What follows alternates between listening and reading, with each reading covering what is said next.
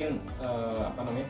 Jadi kita sudah tahu ya bagaimana konsep Islam dalam membangun masyarakat madani. Terus adapun masyarakat Islam Indonesia maupun masyarakat Indonesia itu sekarang masih dalam tahap berusaha lah untuk mencari masyarakat madani.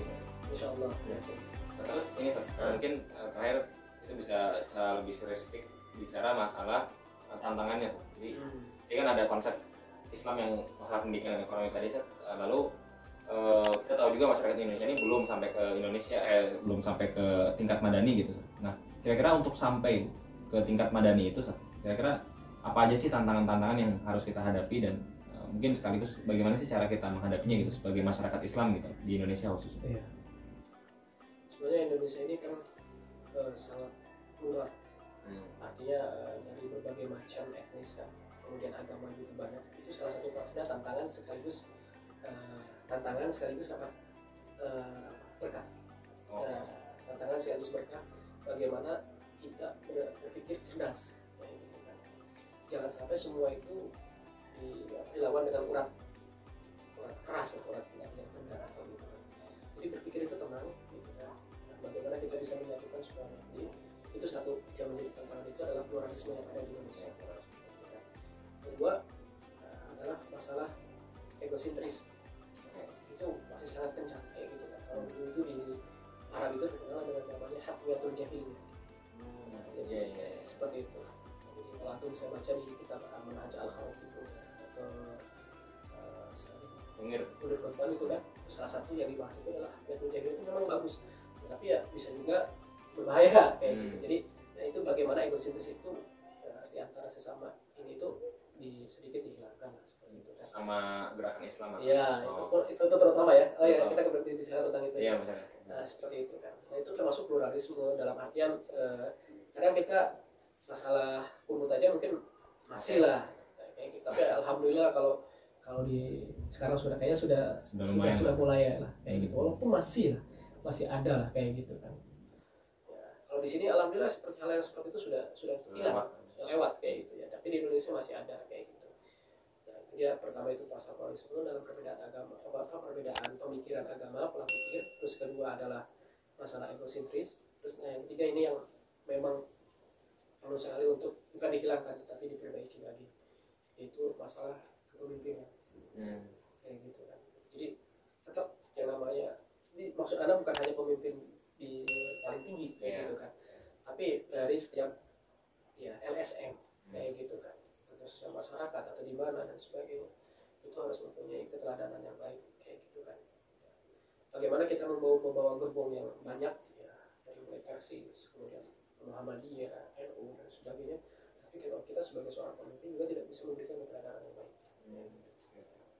Tidak ada 3 saja. Menurut saya 3. Ya. Mungkin Anda bisa menambah. Di beberapa tempat ya. Itu lebih paham mengenai. Jadi pluralisme tadi saja. Jadi keberagaman yang menurut antum tadi sebenarnya jadi berkah juga saja. Iya. Bisa jadi sangat berkah kayak gitu. Jadi menambah kita wawasan untuk bagaimana kita bisa mencari dalil yang ini, bisa mencari dalil yang itu. Kalau itu dalam lingkup agama ya. Kalau dalam lingkup keindonesiaan yang sangat luas itu antum mungkin bisa membaca sendiri bagaimana cara untuk mengantisipasinya kayak gitu. Dan sebenarnya kan kalau boleh lihat kan peradaban Islam sendiri sudah terbiasa dengan pluralisme ini. Jelas kayak gitu. Di Baghdad dan seterusnya kan sudah biasa ada berbagai macam agama, suku gitu. Iya, seperti itu.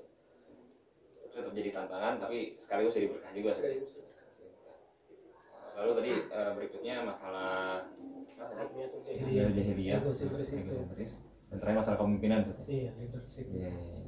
Jadi tantangan-tantangan ini yang mungkin harus umat masyarakat Islam ini sadari gitu, untuk kemudian kita bisa betul-betul menjadikan konsep-konsep Islam yang ada itu bukan hanya sebagai konsep gitu, tapi betul-betul menjadikan kita masyarakat Islam menjadi masyarakat yang madani, untuk kemudian kita ikut bersama-sama membangun Indonesia menjadi masyarakat Indonesia, jadi masyarakat madani. Saya usia 40 tahun, Anda masih mungkin 30 tahun menjadi menteri atau apa kayak gitu. Saya menyaksikan aja di jalan. Ya mudah-mudahan. Dulu ini yang mewawancari saya. Oh iya. Atau menjadi apa Menpora. Ini keren ya, mudah-mudahan. Iya. Mudah-mudahan dari tantangan-tantangan itu terus konsep-konsep Islam yang sudah ada tadi kita betul-betul bisa mewujudkan ini semua insyaallah. Amin. Bismillah. Enggak ada yang enggak mungkin. Ada yang mungkin insyaallah. Mungkin itu kalau untuk terkait dengan masyarakat madani. Oh iya. Saya mau tanya gitu. Mungkin terakhir kita ingin lagi mencoba puasa ya, bentar lagi buka puasa. lagi buka. Terakhir nih Ustaz, terakhir kita mungkin ini agak keluar Masih dari lama, masih lama. agak keluar dari Gitu. keluar dari tema, tapi mungkin ini bagaimana ini Ustaz? Kan sekarang lagi musim corona nih Ustaz.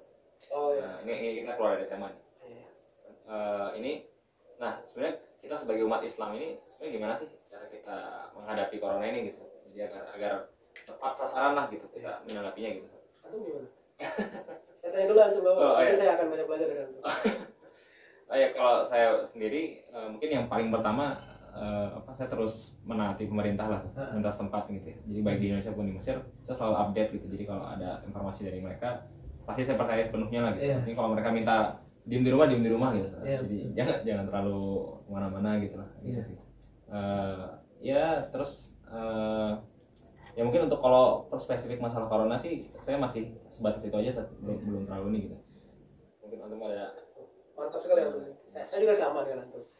Hanya ada tambahan. Oke. Jadi kita itu harus terus melihat, mendengar, mentaati, baik itu perkataan atau fatwa dari para alim ulama dan juga ulil amri. Istilahnya di dalam musim sekarang kayak gitu kan. Jangan mungkin sholat tarawih berjamaah itu baik kayak gitu kan. Tapi kalau di musim sekarang ya, jadi kita harus ada rizal gitu kan. Ya kan dari mafasid itu kan, namun ala jatuh masyarakat kayak gitu. Ya bagaimana Rasulullah sudah bisa memberikan contoh kepada kita kayak gitu kan.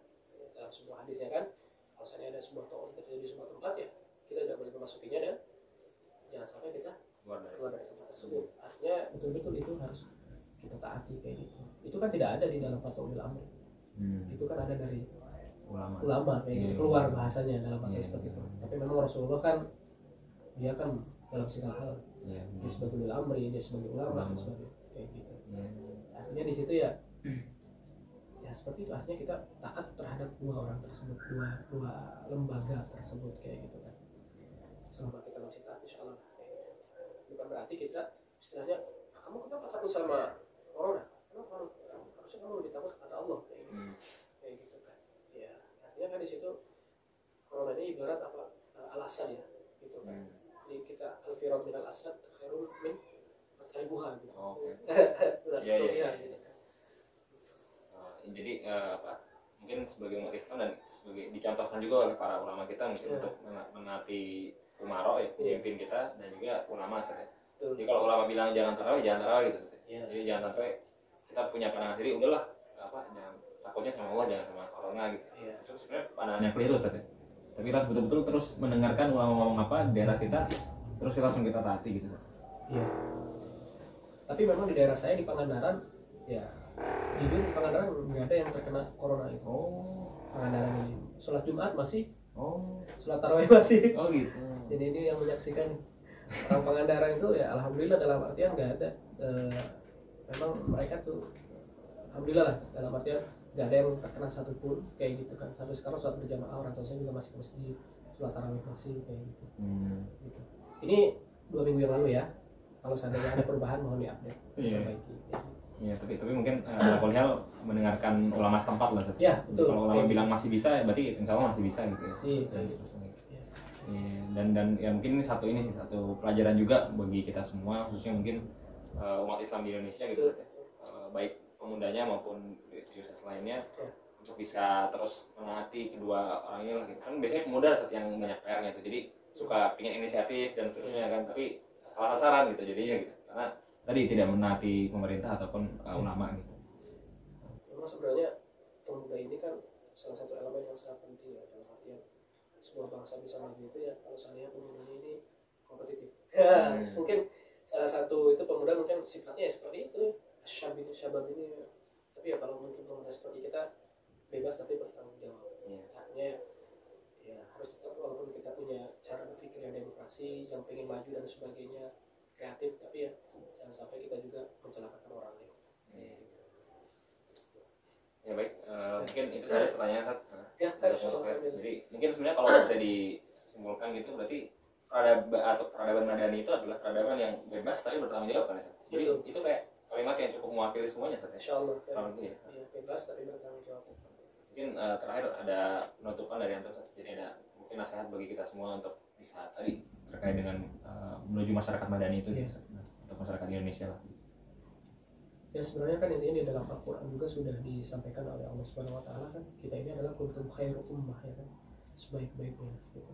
Sebaik-baik umat itu yang bagaimana ya, ta'muruna bil ma'ruf wa tanhauna 'anil munkar, yang memberikan ya istilahnya amar ma'ruf nahi munkar. Itu luas sekali gitu kan kalau kita lihat di berbagai macam tafsir ya, dan juga syarah hadis kayak gitu kan, bahwa yang namanya al-amru bil ma'ruf itu tidak hanya dengan bil qaul bil lisan dan juga bil yad gitu kan, tapi lebih cakup lagi dengan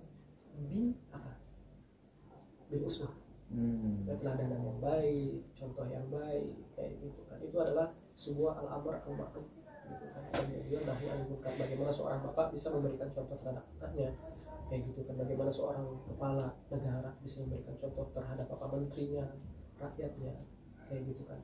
Antum lihat seorang kepala negara kalau seandainya dia soleh, sebuah negara tersebut akan menjadi soleh kayak gitu. Dan sebaliknya seperti itu kan. Begitu juga seorang kepala rumah tangga, kalau seandainya bapaknya itu soleh, insya Allah rumahnya berkah kayak gitu. Seorang kepala anak pembaharu kalau seandainya sholat subuhnya tidak telat, ya insya Allah rumahnya juga berkah kayak gitu kan. Artinya ta'muruna bil ma'ruf wa nahyuna 'anil munkar itu adalah nahnu khairu ummah, jadi bil apa? Dengan qudwah gitu. Terima kasih banyak kepada Ustaz Roni atas pandangan-pandangan yang sangat menarik, Ustaz. Jadi mungkin ini sangat jadi pelajaran sekali buat kita, khususnya kaum muda mungkin yang saya juga sama. Oh, maksudnya ya maksudnya yang apa ya masih awal-awal dalam dunia nyata lah, Ustaz. Masih banyak perlu belajar, perlu dari apa namanya hikmah-hikmah para ulama lah, para ulama kita gitu. Antum tentunya sudah malang melintang, sekarang sedang dokter di Al Azhar gitu ya. Jadi orang seperti antum lah yang harus kita jadikan ya qudwah gitu, Ustaz. Jadi dengarkan baik-baik untuk kita kemudian terapkan di lapangan lah gitu. Ya jadi mungkin begitu saja obrolan kita di ngopi hari ini, ngobrol pemikiran. Mudah-mudahan apa yang kita obrolkan bisa menjadi satu langkah lagi, meskipun langkah-langkah kecil untuk menuju masyarakat Indonesia yang madani. Karena lagi-lagi kita meyakini dengan memajukan Islam itu bukan hanya memajukan umat Islam, tapi juga memajukan Indonesia gitu. Itu yang kita yakini, mudah-mudahan itu bisa kita wujudkan satu hari nanti. Baik, mungkin itu saja dari kami. Saya mungkin mewakili Ustaz Roni undur diri. Saya sebagai host Muhammad Rehan, mohon maaf jika ada kesalahan. Terima kasih. Wassalamualaikum warahmatullahi wabarakatuh. Waalaikumsalam warahmatullahi wabarakatuh.